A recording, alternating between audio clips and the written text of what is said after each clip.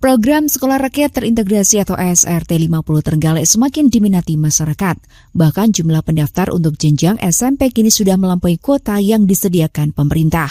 Dinas Sosial Kabupaten Trenggalek mencatat kuota SMP yang ditetapkan Kementerian Sosial sebanyak 90 siswa. Namun saat ini sudah ada 101 calon peserta didik yang mengantri.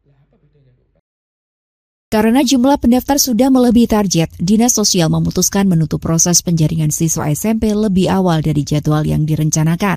Kepala Bidang Perlindungan dan Jaminan Sosial Dinsos Trenggalek, Sulung Prasetyo Rahajeng Siju mengatakan, seluruh calon siswa yang telah masuk dalam data akan mengikuti proses verifikasi dan seleksi sesuai aturan dari Kementerian Sosial. Dari 101 pendaftar tersebut, hanya 90 siswa yang akan ditetapkan sebagai peserta didik sesuai kuota resmi. Sementara 11 calon siswa lainnya akan mendapat alternatif pendidikan lain jika tidak masuk daftar akhir.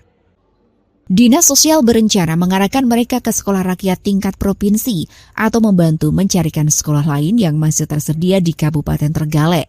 Penetapan peserta didik SMP dijadwalkan melalui sidang pleno pada 17 Juni mendatang. Tim akan menyusun peringkat berdasarkan skala prioritas sesuai petunjuk teknis dari Kemensos.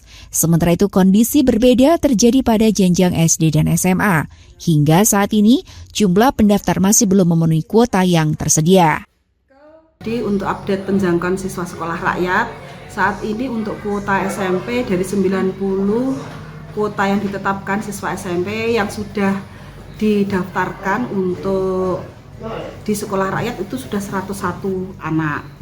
Terus untuk SD dari 90 itu masih terjangkau 19 dan untuk SMA itu dari 90 targetnya itu masih terjangkau 62. Jadi untuk SMP saat ini sudah kita close untuk penjangkauannya, tinggal kita tunggu untuk pleno dan ditetapkan. Jadi mana yang sudah memenuhi kuota terlebih dahulu itu yang kita tetapkan.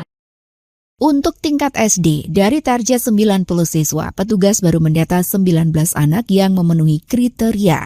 Sedangkan jenjang SMA baru menjaring 62 calon siswa dari target yang sama, yakni 90 siswa.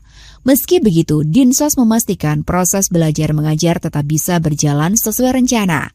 Pasalnya, sekolah rakyat menerapkan sistem multi-entry, multi-exit yang memungkinkan penambahan siswa secara bertahap setelah tahun ajaran dimulai.